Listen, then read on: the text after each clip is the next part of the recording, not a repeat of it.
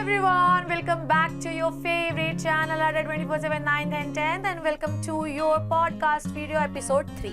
इस एपिसोड 3 में हम जानने वाले हैं द ह्यूमन रेस्पिरेटरी सिस्टम. कोई पेन नहीं है मैम के हाथ में. यूजुअली वो एक जो है अपने बोर्ड का रिमोट लेके बैठती है. कुछ नहीं है मैम के हाथ में. मैम के पास सिर्फ है उनकी वाणी ये, ठीक है. और आज मैम आपको कंप्लीट कराएगी विद इन 10 to 12 मिनट्स में ह्यूमन रेस्पिरेटरी सिस्टम के बारे में. सिर्फ कान खोलिएगा और ध्यान से सुनिएगा. पिछले पॉडकास्ट में एपिसोड 1 में हमने कंप्लीट किया डाइजेस्टिव ग्लैंड्स. दूसरे पॉडकास्ट एपिसोड 2 में हमने कंप्लीट किया है आपके ह्यूमन ब्रेन के बारे में. आज मैम आपको कंप्लीट कराने वाली है ह्यूमन रेस्पिरेटरी सिस्टम के बारे में बच्चों. ह्यूमन रेस्पिरेटरी सिस्टम एक बहुत ही ट्रिमेंडस, मार्वलस, स्पेक्टेकुलर सिस्टम होता है और इसी सिस्टम के माध्यम से हम अपने ब्लड में ऑक्सीजन को पहुंचाते हैं और ब्लड से कार्बन डाइऑक्साइड को रिमूव करते हैं by the process of exhalation. Respiratory system जो होता है वो आपका बेसिकली नाक से स्टार्ट होता है. नाक का पहला पार्ट होता है नॉस्ट्रिल. याद करिए क्या है बच्चों?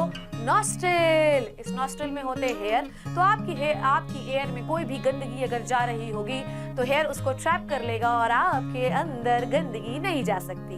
फिर बारी आती है बच्चों this is called as nasal passage.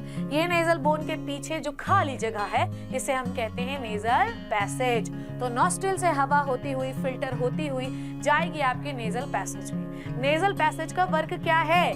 Nasal passage का वर्क है कि ये आपकी गरम हवा को ठंडा करता है ताकि लंग्स को कोई डैमेज ना हो. So first is nostril, second is nasal passage. उसके बाद हवा आपकी जो है तक दिन दिन तारा करते हुए पहुंचेगी फेरिंग्स में. याद आई बच्चों? Pharynx is the common pathway for food pipe and the wind pipe. Food pipe कहाँ बच्चों? पीछे की ओर. विंड पाइप कहाँ बच्चों? आगे की ओर. फूड पाइप कहाँ? पीछे की ओर. विंड पाइप कहाँ? आगे की ओर. क्लियर है?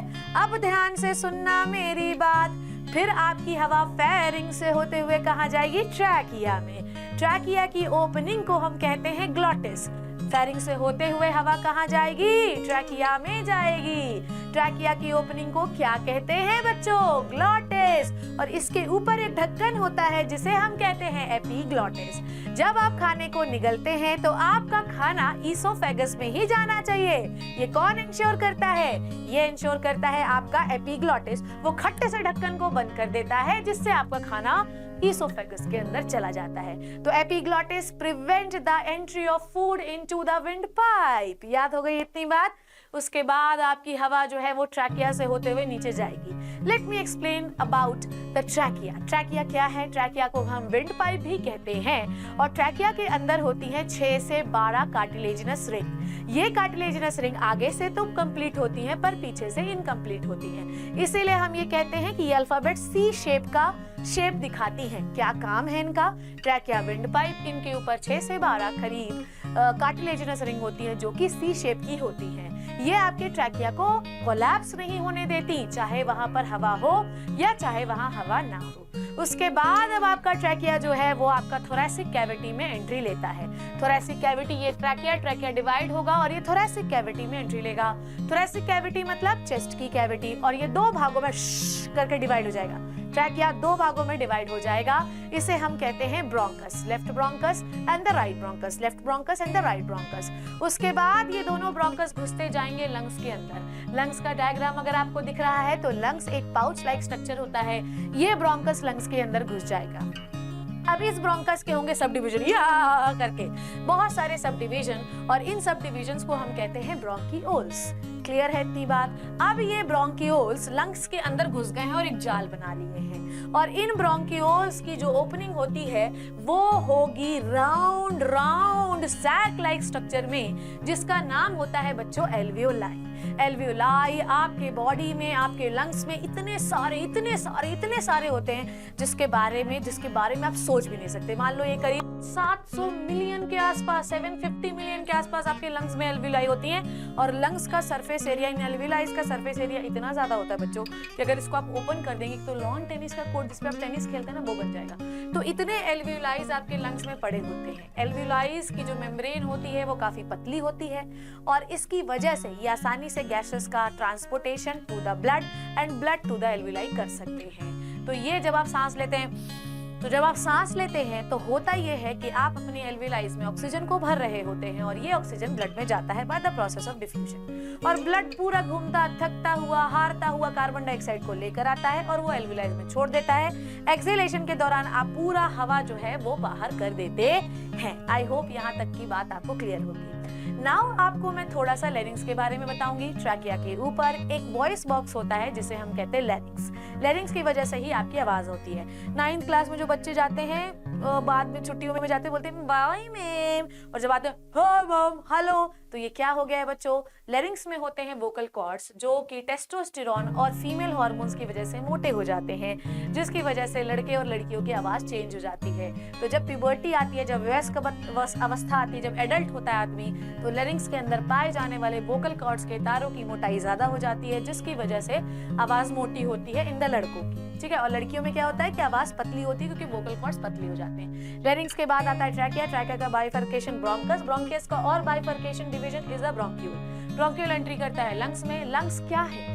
लंग्स क्या है? लंग्स एक पाउच है। ठीक है, तो आपका लैरिंग्स हुआ, लैरिंग्स ट्रैकिया हुआ, ट्रैकिया के बाद ब्रोंकस हुआ, ब्रोंकस के बाद ब्रोंक्यूल। फिर से बोलिए, लैरिंग्स हुआ, फिर ट्रैकिया हुआ, फिर ब्रोंकस हुआ, फिर ब्रोंक्यूल्स हुआ। लंग्स के अंदर एंट्री हो गई, bronchioles open into the alveoli. Alveoli कितनी है आपके पास? करीब 750 मिलियन। आपके लंग्स के ऊपर जो कवर होता है उसे हम कहते हैं प्लूरा।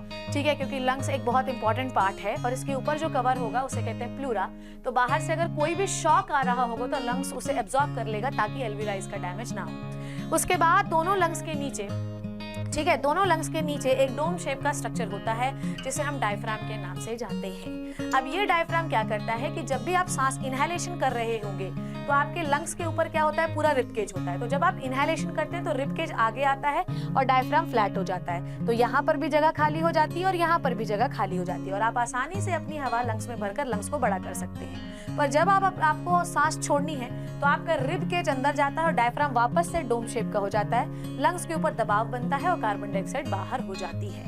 तो इनहेलेशन समझाया मैंने आपको क्या है और एक्सहेलेशन क्या होता है। जब इनहेलेशन होता है तो रिबकेज बाहर, डायफ्राम फ्लैट, हवा अंदर, लंग्स फूल गया है। जब एक्सहेलेशन होता है तो रिबकेज अंदर, डायफ्राम डोम शेप का, नीचे से दबाव बना लंग्स के ऊपर और ऊपर से दबाव बना लंग्स के ऊपर और हवा बाहर। समझ में आ गई बात ना? उसके बाद आपकी जो ऑक्सीजन है वो जाएगी आपके आरबीसी के पास। आरबीसी के पास है हीमोग्लोबिन। हीमोग्लोबिन ऑक्सीजन को बाइंड करेगा और बॉडी के डिफरेंट पार्ट्स में छोड़ देगा। ऐसे ही वो हीमोग्लोबिन जब वापस लंग्स के पास आएगा तो बदले में क्या लेके आएगा? Carbon dioxide. कार्बन डाइऑक्साइड को वो डिफ्यूज करके एल्वियोलाइज में भरेगा और सांस छोड़ने के दौरान हम अपने कार्बन डाइऑक्साइड को बाहर छोड़ देंगे। बस इतना सा ही तो था। तो this is the mechanism of the exchange. We transport the gases by the pigment called as hemoglobin. One hemoglobin transported 4 molecule of the oxygen. Even आपके ब्लड का जो ट्रांसपेरेंट पार्ट होता है जिसे हम प्लाज्मा कहते हैं, उससे भी आपकी गैसेस ट्रांसपोर्ट हो सकती है। इवन आपकी कार्बन डाइऑक्साइड बाइकार्बोनेट के फॉर्म में भी ट्रांसपोर्ट होती है। तो आपका जो हीमोग्लोबिन होता है वो ऑक्सीजन को 2 फॉर्म में ट्रांसपोर्ट करता है।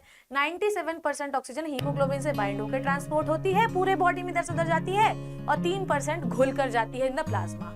आपके कार्बन डाइऑक्साइड घुलकर भी ट्रांसपोर्ट हो सकता है, बाइकार्बोनेट फॉर्म में भी ट्रांसपोर्ट हो सकता है और हीमोग्लोबिन के साथ बाइंड होकर भी ट्रांसपोर्ट हो सकता है। So this is all about the transportation of gases. तो आपको समझ में आया कि what is the importance of the haemoglobin. इसीलिए हम हीमोग्लोबिन को रेस्पिरेटरी पिगमेंट कहते हैं। Let's take a revision. हवा लीजिए आप नोज से, नॉस्ट्रिल से, नेजल कैविटी ठंडा करिए।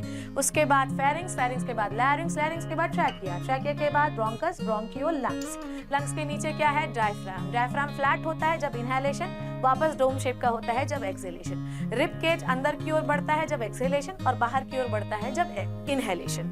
सो दिस इज ऑल अबाउट मेरे प्यारे लल्ला रेस्पिरेटरी सिस्टम। पॉडकास्ट एपिसोड 3 में आज मैंने आपको कुछ ही मिनटों में रेस्पिरेटरी सिस्टम कंप्लीट कर दिया है। अगला पॉडकास्ट क्या पढ़ना है बताइएगा जरूर, क्योंकि छोटे से छोटे समय में, कम से कम समय में हम एक बहुत ही लार्ज जो है टॉपिक कंप्लीट कर लेते हैं। ये पॉडकास्ट आपके जीवन के लिए बहुत ही इंपॉर्टेंट होने वाला है। हमेशा मेरी यह बात ये याद रखिएगा।